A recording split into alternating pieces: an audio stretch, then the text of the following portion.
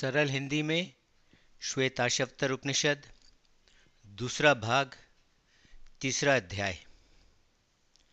वह एक परमेश्वर जिसने माया का जाल फैलाया हुआ है, वह एक परमेश्वर जो अपनी शासन शक्तियों द्वारा सब लोकों पर शासन करता है, वह एक परमेश्वर जो अकेला ही सृष्टि की रचना करता है और उसका विस्तार करने वाला है, वह एक परमेश्वर जो वैसा ही रहता है, जो बिल्कुल नहीं बदलता, जो सृष्टि के आरंभ में और सृष्टि के विलय हो जाने पर एक जैसा ही रहता है। वे जो उस परमेश्वर को जान लेते हैं वे अमर हो जाते हैं। वास्तव में रुद्र ही वह एक परमेश्वर है, उस जैसा दूसरा और कोई नहीं है। वह सब लोकों पर अपनी शासन शक्तियों द्वारा शासन करता है। वह सभी जीवों की देखभाल करता है और उनकी रक्षा करता है। वह परमेश्वर एक ही है जो अपने सब कार्य करते समय दूसरे का आश्रय नहीं लेता।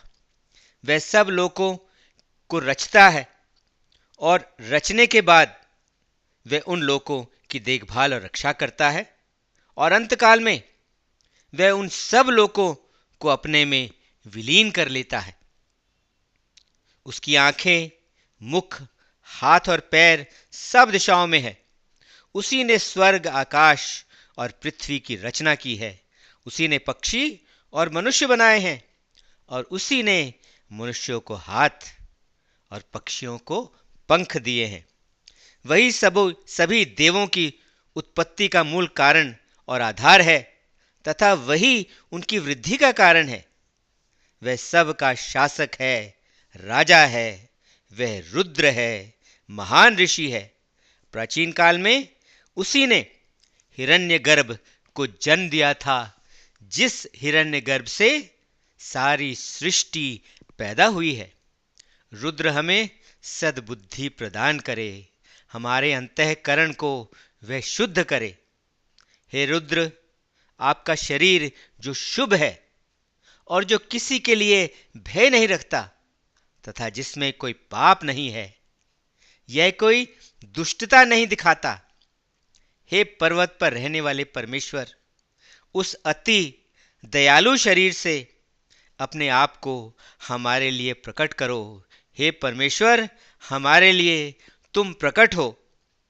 हे पर्वत पर रहने वाले परमेश्वर, उस तीर को जो तुमने अपने हाथ में फेंकने के लिए पकड़ा हुआ है, उस तीर को तुम शुभ बना दो। हे पर्वत की रक्षा करने वाले ईश्वर, इस जीव समुदाय वाले जगत में रहने वाले किसी मनुष्य या जानवर को कभी कोई चोट मत पहुंचाना। वह ब्रह्म सबसे ऊंचा और श्रेष्ठ है। वह परम है तथा वह महान है। जो सब जीवों के शरीर में छिपा हुआ है, वह एक परमेश्वर जिसने सारे जगत को पूरी तरह घेरा हुआ है, उस सर्वव्याप्त परमेश्वर को जानकर व्यक्ति अमर हो जाता है। मैं उस परम ब्रह्म को जानता हूं जो सूर्य की तरह प्रकाश स्वरूप है। वह अज्ञानता के उस अंधकार को दूर करता है जो हमें घेरे रहता है। केवल उसी को जानकर ही व्यक्ति मृत्यु को पार कर सकता है। अमर जीवन के लिए इसके सिवाय और कोई दूसरा रास्ता ही नहीं है। वह चिरस्थायी वृक्ष की तरह स्वर्ग के बीच खड़ा है। सारा विश्व उसी से व्याप्त है। उसकी अनंतता छोटे और बड़े से परे है। उससे ऊंचा या उससे श्रेष्ठ और दूसरा कुछ नहीं है। वह परमेश्वर इस जगत के परे है। वह बिना आकार, बिना दुख, बिना दोषों के है। वे जो उसे जान जाते हैं वे अमर हो जाते हैं। वे जो उसे नहीं जानते वे दुख और शोक को प्राप्त होते हैं। वह सब के मुख, सिर और गर्दन में है। वह सब जीवों के हृदय की गुफा में निवास करता है। वह सर्वव्यापी है, वह सबका स्वामी है, वह सब जगह मौजूद भगवान शिव है, वह कल्याण स्वरूप है, वह परम परमेश्वर है। वह अपनी ही कृपा से हमें अपने ही हृदय में उसे खोजने के लिए प्रेरणा देता है। वह वो प्रकाश है जो सदा प्रकाशमान रहता है, जो सदा चमकता रहता है। वह सबकी अंतर आत्मा है। वह अंगूठे जितना अग्नि की ज्वाला है जो सबके हृदय में छिपा हुआ है। वह उस ज्ञान का स्वामी है जो शांत और स्थिर मन से प्राप्त किया जाता है। वे जो उसे जानते हैं वे अमर हो जाते हैं। उसके हजारों सिर हैं, उसके हजारों आंख हैं और उसके हजारों पैर हैं। वे सारे ब्रह्मांड को चारों ओर से घेरे हुए हैं और वे उससे भी 10 उंगली बड़ा है। परमेश्वर ही वास्तव में यह सारा जगत है। वही भूत, वर्तमान और भविष्य है, अर्थात जो कुछ हो चुका है, जो कुछ हो रहा है और जो कुछ होने वाला है, वही सब कुछ है। वह उन सब का भी स्वामी है जो अन्न पर जीने के लिए निर्भर हैं, और वह अमरता का भी स्वामी है। उसके हाथ पैर सब जगह हैं, उसके सिर और मुख सब जगह हैं, उसके कान और आंख सब जगह हैं। वह सब कुछ देखता है और वह सब कुछ सुनता है। वह सबको घेरे है और वह कण कण में व्याप्त है। वह इंद्रियों से रहित है, फिर भी उसमें सभी इंद्रियों के गुण हैं। वह सबका शासक और स्वामी है। वह सबका मित्र और सभी का आश्रय है।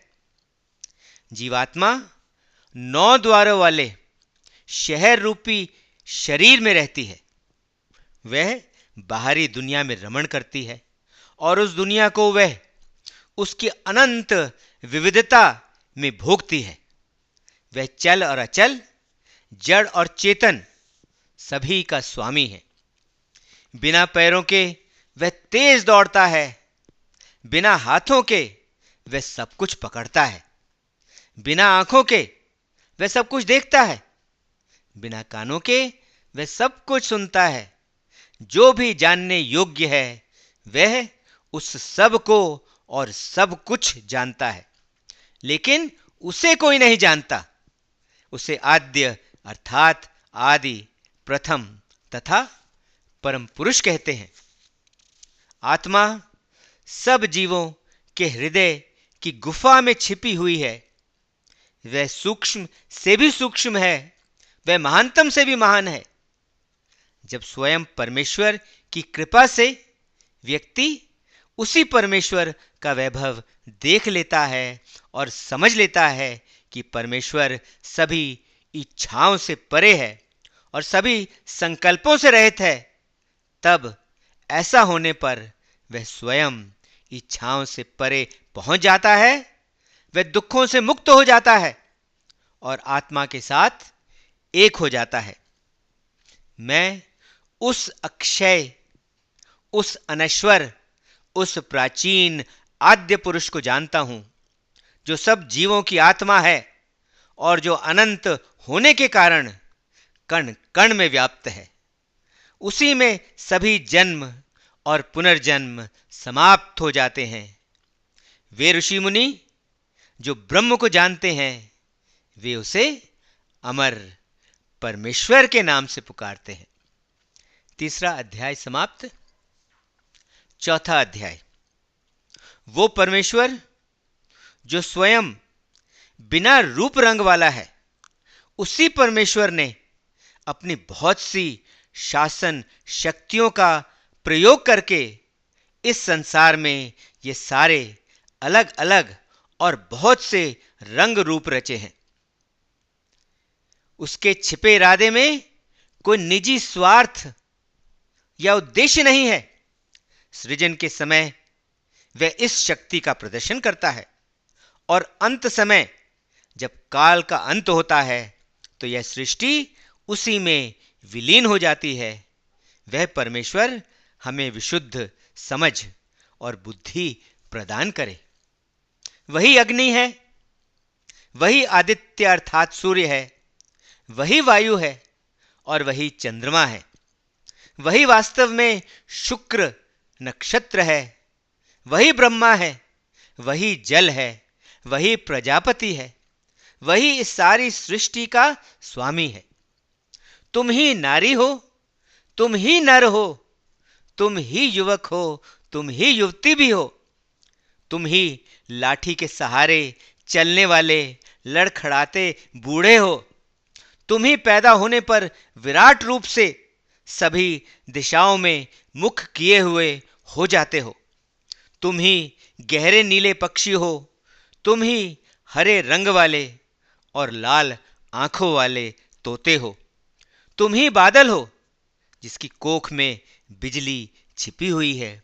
तुम ही सभी समुद्र हो, तुम ही समय की सभी ऋतुएं हो। तुम्हारा कोई आदि नहीं है। अपनी सर्व व्यापकता के कारण तुम सब में और सब कुछ में निवास करते हो। तुम ही में सारे लोक जन्म लेते हैं।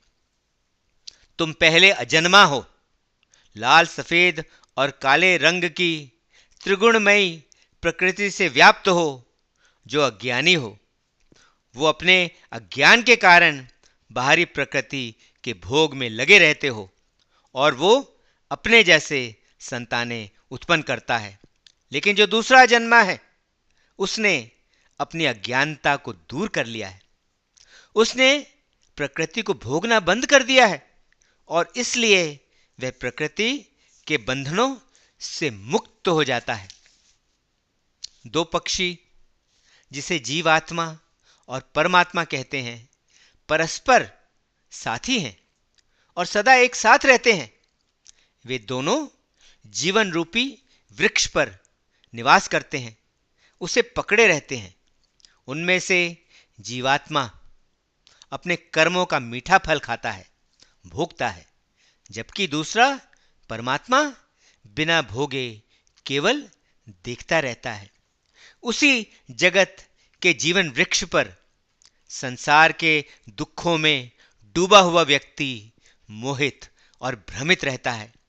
वह अपने आप को असहाय महसूस करता है और असहाय होने के कारण वह शोक करता है, क्योंकि वह इंद्रियों और उनके विषयों की दुनिया में खोया रहता है। लेकिन जब वह उस दूसरे अर्थात जब वह परमेश्वर को देख लेता है जिसकी पूजा होती है और जब वह उस परमेश्वर की महानता देखता है, तब वह शोक व दुखों से मुक्त हो जाता है। वह इंद्रियों और उनके विषयों की सोच से ऊपर उठ जाता है और अपने अंतःकरण में बसे परमेश्वर से संपर्क स्थापित कर लेता है और तब वह दुखों से मुक्त हो जाता है और शोक रहित हो जाता है।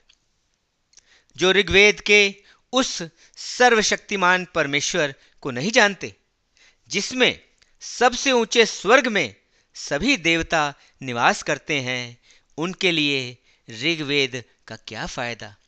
जो उसे वास्तव में जानते हैं वे पूर्णता पाकर उसी में विश्राम करते हैं।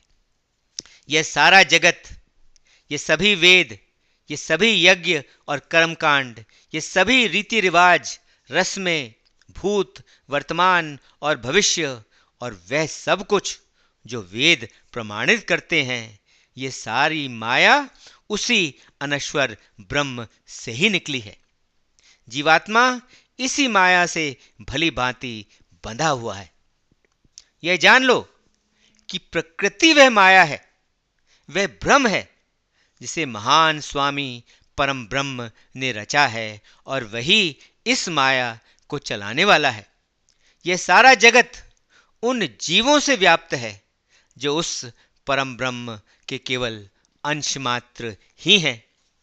वह अकेला ही प्रकृति के प्रत्येक मूल कारण पर शासन करता है। सृष्टि के सृजन, सृष्टि के रचने के समय वह अलग अलग रूपों में प्रकट होता है और प्रलय पर वे सब रूप अर्थात यह सारा जगत उसी में मिल जाता है। वह सबका स्वामी है। वह आराध्य ईश्वर जो हमें आशीर्वाद देता है, उसे पहचान और समझकर जीव अमर शांति को प्राप्त करता है। वह परमेश्वर जो सब देवताओं का आदि और मूल कारण है, जो सभी का शासक है, वही रुद्र है, महान ऋषि है, जिसने सबसे पहले हिरण्यगर्भ का जन्म देखा था। जिस हिरण्यगर्भ से सारी सृष्टि पैदा हुई है, वो परमेश्वर हमें विशुद्ध बुद्धि प्रदान करे। वह जो सभी देवताओं का अधिपति और स्वामी है, जिसमें सब लोग विश्राम करते हैं, वह जो 2 पैरों वाले और 4 पैरों वाले सभी जीवों का स्वामी है, उस परमेश्वर को हम आदर पूर्वक अपनी भेंट चढ़ाएं। परमात्मा अति छोटे से भी छोटा और अति सूक्ष्म से भी सूक्ष्म है। वह सबकी हृदय रूपी गुफा में स्थित है। वह सारे संसार का रचयिता है। उसके अनेक रूप हैं। उसने जगत को सभी ओर से घेरे रखा है। वह अव्यवस्था और अराजकता में, वह अशांति में भी इन से अनछुआ और स्थिर रहता है। वह अशांति में भी शांत रहता है। उस परमेश्वर को शुभ और अच्छा जानकर व्यक्ति हमेशा के लिए, अमर काल के लिए शांति पा लेता है। वही वास्तव में हर युग में, हर काल में और हर समय में जगत की रक्षा करने वाला, जगत का संरक्षक है। वह सब का स्वामी है। वह सब वस्तुओं में छिपा हुआ है। उसी के ध्यान में सभी देवता और ब्रह्म को जानने वाले लगे हुए हैं। उसे ऐसा जानकर व्यक्ति मृत्यु के पाश अर्थात व्यक्ति मृत्यु के बंधन को काट देता है। उस अच्छे और शुभ परमेश्वर को अच्छी तरह जानो। वह सब जीवों में ऐसे छिपा हुआ है जैसे दूध दही में मक्खन छिपा है। वह एक परमेश्वर है जिसने सारे ब्रह्मांड का आलिंगन किया हुआ है। उस परमेश्वर को जानकर व्यक्ति उन सभी बंधनों से छूट जाता है जो उसे बांधे हुए थे। वह परमेश्वर जो सृष्टि की रचना करने वाला है, जो महान आत्मा है और जो सदैव सब जीवों के हृदय में भली भांति निवास करता है, उसे हृदय से, उसे मन से और उसे सोच विचार से ध्यान में लाना चाहिए। जो व्यक्ति इस रहस्य को हृदय से, मन से और बुद्धि से जान लेता है, वो अमर हो जाता है। जब अज्ञानता का अंधकार नहीं होता, तब न दिन होता है, न रात होती है, न होना होता है और न होना होता है, न अस्तित्व होता है, न अनअस्तित्व होता है। तब केवल एकमात्र कल्याणमय ब्रह्म ही होता है। वह कभी नष्ट न होता है।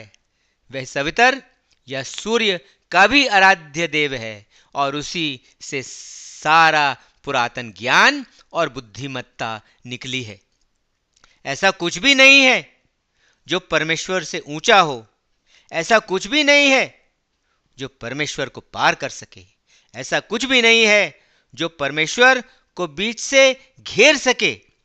कोई भी उसे कहीं से भी पकड़ नहीं सकता। उस जैसा दूसरा और कोई नहीं है। उसकी कोई उपमा नहीं है और उसका महान वैभव है। उसका रूप या उसका आकार मनुष्य द्वारा देखा नहीं जा सकता, अर्थात उसे मानवीय आंखों से नहीं देखा जा सकता। वे भक्तजन या साधक जो अपने हृदय और अपने निर्मल मन से उसे बसा हुआ, निर्मल मन में उसे बसा हुआ जान लेते हैं, वे अमर हो जाते हैं। तुम अजन्मे हो, इस विचार से व्यक्ति भय से तुम्हारी शरण में आता है। हे भगवान रुद्र, हे भगवान शिव, अपने दयालु कृपालु मुख से हमेशा हमेशा मेरी जन्म मरण रूपी भय से रक्षा करो। हे भगवान रुद्र, मेरी संतान को कभी चोट ना पहुंचाना, मेरी संतान की संतान को कभी चोट ना पहुंचाना, मेरे जीवन में मुझे कभी चोट ना पहुंचाना, मेरे धन दौलत और मेरे ऐश्वर्य को कभी चोट ना पहुंचाना। हे प्रभु, क्रोध में हमारे वीरों की हत्या कभी मत करना। हम हमेशा तुम्हारी स्तुति करते रहेंगे, हम हमेशा तुम्हारी प्रार्थना करते रहेंगे। चौथा अध्याय समाप्त। श्वेताश्वतर उपनिषद का दूसरा भाग समाप्त। ओम शांति शांति शांति। ओम।